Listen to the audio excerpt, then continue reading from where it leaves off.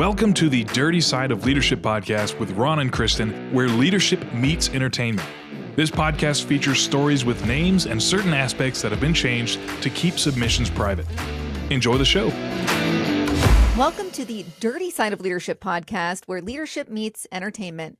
I'm Kristin, and I'm joined by my co-host. Some know him as a walking tariff, Ron. Ron, what's new in your world? And what does that even mean? I don't know. I don't even know, but I think I'm going to put it on a t-shirt. So The a walking tariff. I just try to type in things, folks, to throw Kristin a curve. And that one, I thought it was funny because the title is Trump's Tariffs. Will they restore American greatness or isolate us from the world? There you go. I think it's appropriate. I think so. So I guess that would mean that you're charging a tariff for like everything you do. So not a bad MO. Yeah. Oh, goodness. So what's new with you? Well, we just certified a new coach today, literally. We got a coaches meeting tomorrow evening that I'm excited about. And I'm working on an exciting project that I'm going to announce later. Kristin knows it, but she's sworn to secrecy. Yeah, my lips are sealed. We're rock and rolling. Very excited. That's awesome, Ron. I know you have some big stuff coming. So, Ron, when people read the title of this episode, I'm sure they're thinking it's just another political podcast episode, but we explore the truth and fairness as much as possible. So, why is discussing Trump's tariffs a lesson in leadership? Oh, my goodness, Kristin, it is such a lesson in leadership that I think if you call yourself a leader or you think you're a leader, you should be watching this closely. There's so many dynamics and there's negotiations with different countries. Mm-hmm. But as a leader, you have to learn the art of negotiation. You got to have long-term planning, acquisitions, balance sheets, gap analysis, return on investment. All of this comes into play. And Kristin, it's funny. I remember when I was academy director, I'd just gotten promoted and we had a conflict with the Coast Guard. And it was over a venue. So I was called. There was a representative from the Federal Law Enforcement Training Center because they're like a landlord. So we all get together in a room. And of course, the Coast Guard didn't want to budge because they wanted it was a firing range and all of this. So I had to negotiate and say, okay, if you let us have the firing range today, we'll let you have this, that. And I remember telling someone, I didn't know that I was going to be chief negotiator when I got promoted.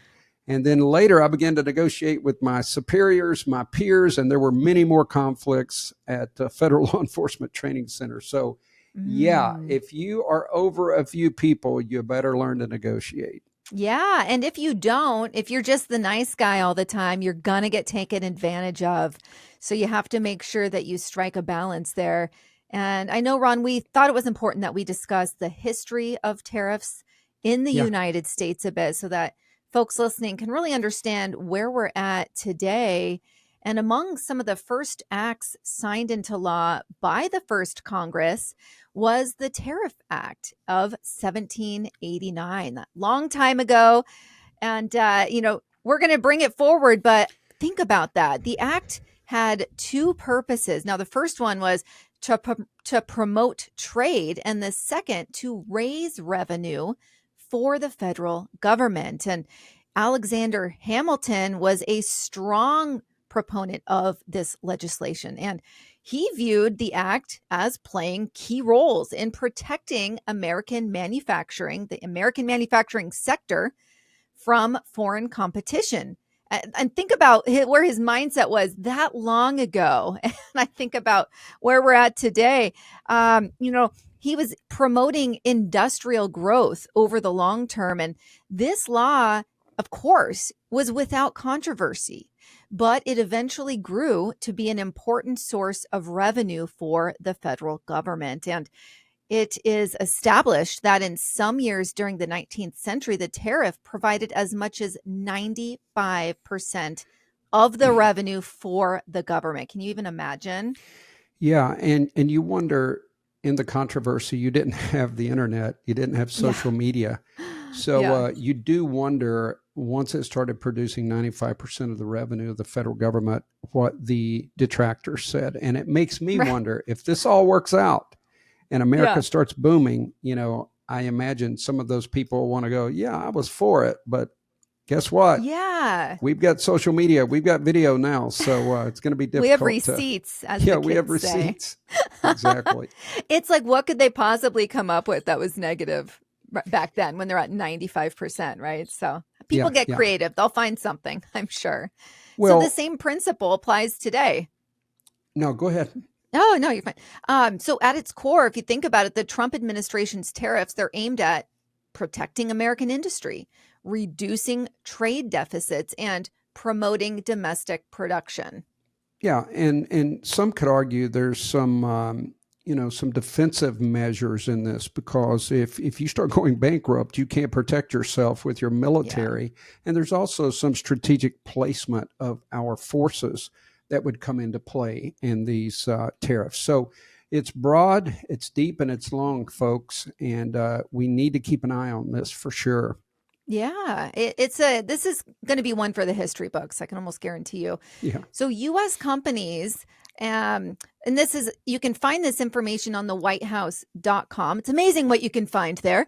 But U.S. companies, according to internal estimates, pay over $200 billion per year in value-added taxes. Some people may say VAT, but that's a value-added tax, and that's paid to foreign governments. It's a double whammy, if you would. And this is on U.S. companies who pay the tax, say, at the European border, while European companies don't pay the tax to the United States on the income from their exports to the U.S. Now let's add fraud to this. I know. Now let's add fraud to this. The annual cost to the U.S. economy of counterfeit goods, pirated software, and theft of trade secrets is between $225 billion and $600 billion. Mm-hmm. Anytime you're speculating fraud, I always say you go to the higher end, probably closer to $600 billion. Yeah. Counterfeit products not only pose a significant risk to U.S. competitiveness, but also threatens the security, health, and safety of Americans, which we mentioned a little bit. Mm-hmm. In pharmaceuticals alone, it's estimated of $4.4 billion linked to the distribution of deadly fentanyl-laced drugs. And Kristin, I mentioned it in one other podcast, and it's difficult for me to go into, but I lost a nephew to fentanyl, and it was absolutely not planned. It was laced. He did smoke some pot. He was on a crew that traveled, but he never did anything like that. And they found him. He was deceased, and there was fentanyl in the marijuana. Absolutely tragic. And, we hear Kevin O'Leary talking about the pirated software and the counterfeit. And that's why he's all for like a 400% tariff on China. Amazing. I heard that.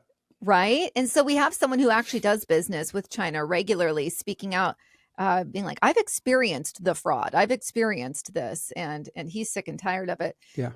This imbalance has fueled a large and persistent trade deficit in both industrial and agriculture goods. And it's led to offshoring our manufacturing base. I mean, it's very difficult to find something that says made in the USA in stores. And it's also empowered non-market economies like China. So, and it's also hurt our middle class in small towns, right? So a lot of negatives there. Kristin, one time we honored U.S. probation staff that's been killed in the line of duty. And I had a ceremony and invited family. It was very powerful. But it turns out that we got coins made. And these coins had a mistake on it, ultimately. So I was like, well, thank goodness, these haven't gone to press. They engrave these things. Yeah. So when I called the company, they go, oh, we subcontract that in China. So Kristin, for me to get this corrected, I literally had a staff member who volunteered to call at midnight to try to get someone at this company. Wow. And we were able to get it corrected, but it was so bizarre to me that we had just ordered these and they had already been sent to China to be embossed, engraved. And it just kind of blew my mind. I'm like, we're honoring U.S. law enforcement that gave their life, and we've got China doing it. Yeah. And the flags, how they manufacture our flags. Yeah, they do. Yeah, there's something that just feels off about that. And I completely see. I'm glad you were able to get it fixed, but I see that where that It would have just really didn't stuck feel with good you. to me. It just didn't Yeah. feel good. Yeah. Sticks in your craw for sure. Yeah. And, I want to discuss some examples of sectors that may benefit from these tariffs, such as steel, aluminum. Um, there's an analysis of the argument that tariffs can lead to a resurgence of the American manufacturing, and tariffs on manufacturing inputs that are not domestically available are especially problematic for American manufacturers. So when a product is not otherwise readily available except by import, the manufacturer has little recourse but to pay the tariff. And this immediately increases the cost of making goods here in America. So as you can imagine, supply and demand is key. So if you're in the middle of, let's use an example. We have a Volvo plant here. And they're making Volvos, and they have to have a part, and that part is limited, and this country knows they have it. So supply and demand, of course, they're going to raise the price. And we saw that. We saw that happen recently with the chip situation, that we could not manufacture here. So car manufacturing just came to a halt. It was ridiculous. And now we know that Taiwan is investing in America, and apparently we're going to be building those chips here. But I couldn't believe that, and it caused car prices to skyrocket. Oh, yeah. Everything bogged down. And Kristin, this is so crazy. I was in Chicago O'Hare, one of the largest airports in America, and I got stuck, could not get a rental car. And I'm speaking in Iowa the next day, Iowa City. My goodness. So I'm sweating bullets, and I go down this list. I mean, I'm calling every car, Enterprise, Avis, all of them. Finally, someone told me I was trying one way. So in other words, I'm going to take your car to Iowa and I'm going to leave it there, and I'll fly from Iowa back to Charleston. Well, they said, start trying two-way, because they will not let you have a rental car one way because they want it back. So I literally reached someone. I stood in line an hour and I talked to someone. I said, look, if you will rent me a car, I was going from Chicago to Iowa City, Iowa. I said, I'll bring it back. And they told me, think about how large O'Hare is. They said, we need this car back by noon on Thursday or whatever it was. So I drive to Iowa. I'm exhausted. I do 8 hours of training the following day. Then I'm up at dark 30 driving this rental car back to O'Hare. My goodness. That's what we experience when we do not have manufacturing in this country. Wow. I don't remember that story, Ron. I don't think I've ever told that story. Oh, because you're probably traumatized. Well, but that was one of many. People were talking everywhere, all over the airport. Goodness. You can't get rental cars during that time. Wow. And then tariffs are raising prices for steel and aluminum overall, which will contribute to higher prices for manufacturers and raise the cost of living for consumers. If we don't manufacture it, it's going to be more expensive. That's the bottom line. U.S. steel benchmarks are now roughly twice world prices. Aluminum prices are also up sharply, as more than half of U.S. demand is met by imports, most of which come from Canada. Anyway. Well, are you ready for the counter arguments? Yes, I am. My blood pressure went up a little bit. Right. Yeah. Okay. So here's some potential downsides, because we're wanting to take a look at both sides here, both sides of the argument. There could be increased prices for consumers.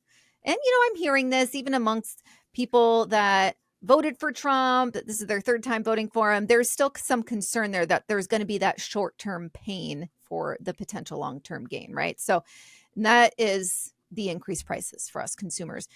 Retaliation from other countries. We're seeing that a little bit coming out of Canada, where people are like, we're not going to go on vacation to Canada. I'm hearing that firsthand from people that they've been told, don't do that. Go spend your money elsewhere, right?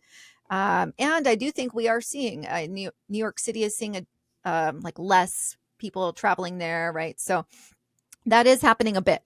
Potential job losses in export-driven industries. Really, to keep it simple, the downsides are short-term price hikes and the stock market, as we've seen. as we've seen, and Kristin knows, I was in Austin last week and ran into a couple from Canada, and they were very pro-America, but they did have some people telling them, do not spend your money in America. So I had some fun with them. They were good sports. I told them that America and Canada was a lover's quarrel. Nice. And we would get over it, within 6 months. And but I did tell them if they became the 51st state, congratulations. So we had a good laugh. We had a good laugh. You went there. I did. Oh. So you got to know your audience, though. Oh, yeah. There's other factors. This could, of course, isolate America. In other words, China is working hard to try to build, it's almost like a high school feud where, you and I get mad, Kristin, so I'm going to get my friends to not like your friends and those kind of things. Yeah. The problem is that America has more friends than China because the communist government regime has been tried so many times and people have seen the aftermath of that. Now, of course, China is always going to have some people who will trade with them. But as of right now, and I think you're going to give us some numbers a little bit further on, it looks like a lot of people are wanting to get rid of these reciprocal tariffs and do business with America, which is good news. Yeah, no, it is.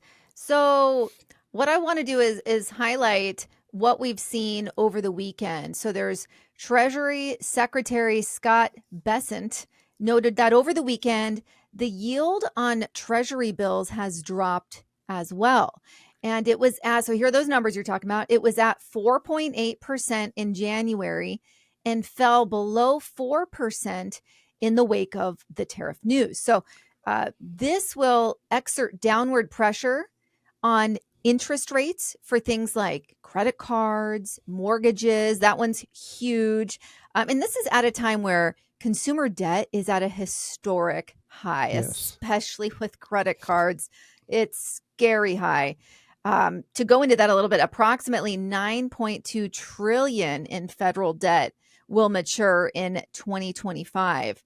And lower rates could save the government billions in interest payments as well. Yeah, all of this, the problem is this is complex and it is a little bit of a game of chess. You got to be thinking about your next 3-4 moves. Mm-hmm. But there are things that we can do because the federal debt is estimated at $36 trillion right now, Kristin. That is getting close to our defense budget, just the interest on it. Wow. So that's been overlooked for years. And every time politicians campaign, you can hold your wallet because we're talking about spending money, not saving money. So this is the first time there actually is some talk about some of the money from DOGE and the tariffs in paying down the national debt, which is something that has to happen. We keep thinking that it will never catch up with us, but it has.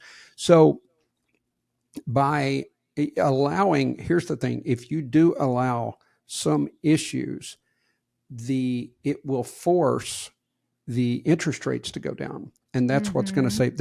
You mentioned American credit cards.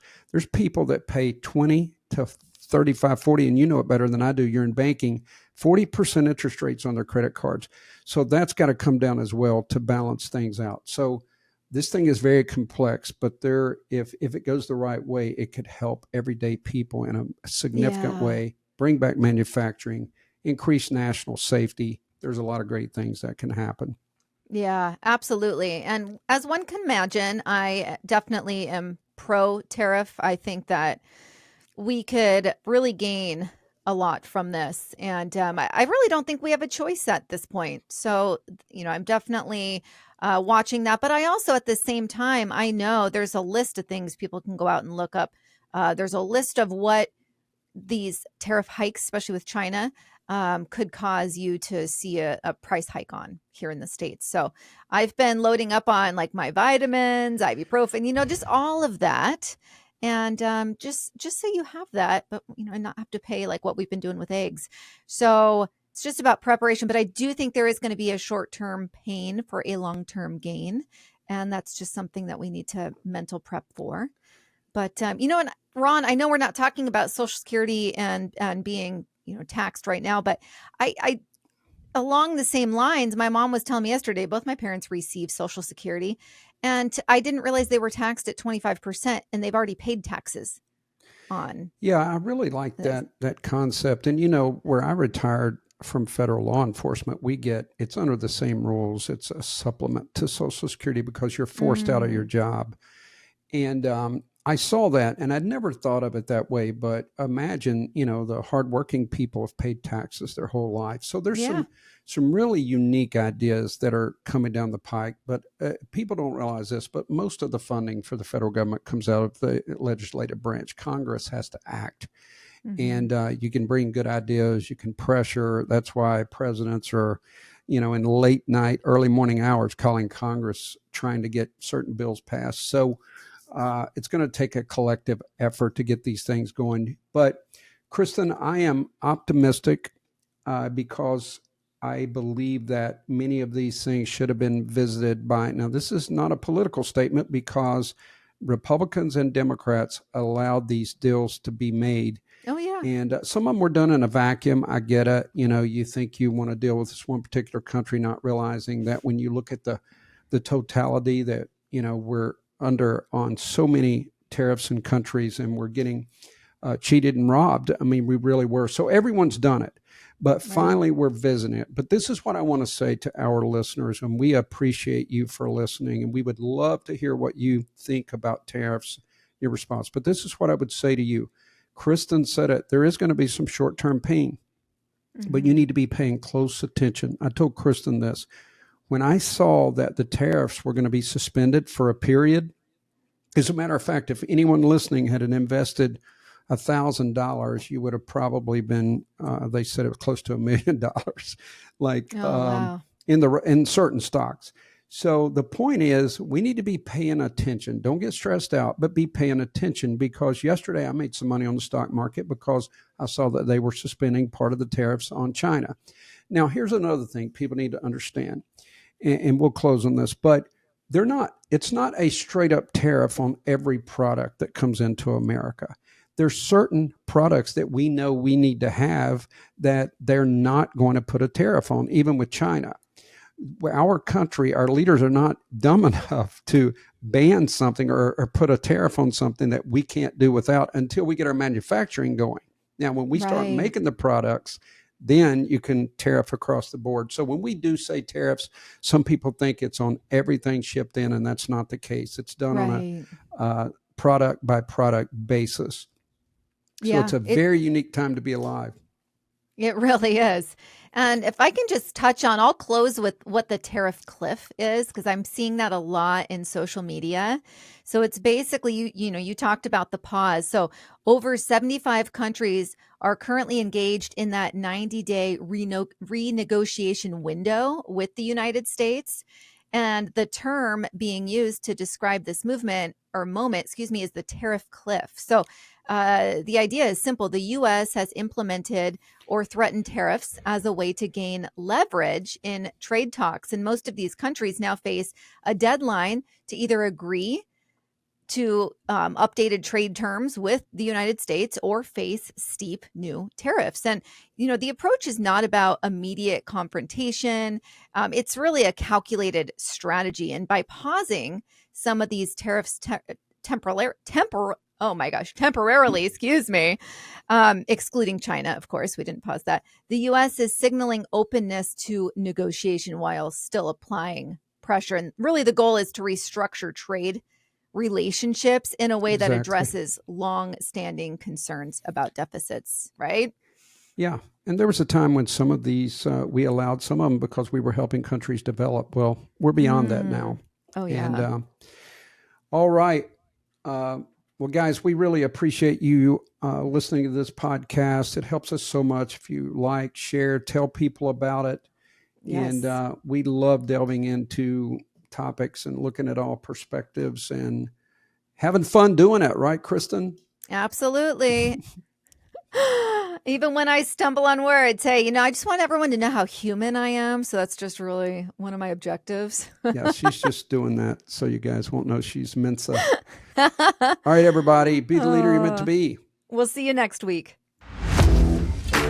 The Dirty Side of Leadership podcast is brought to you by Forward Operations. If you'd like to book Ron or Kristin for speaking events, training, or executive coaching, visit forwardoperations.com. Be the leader you're meant to be.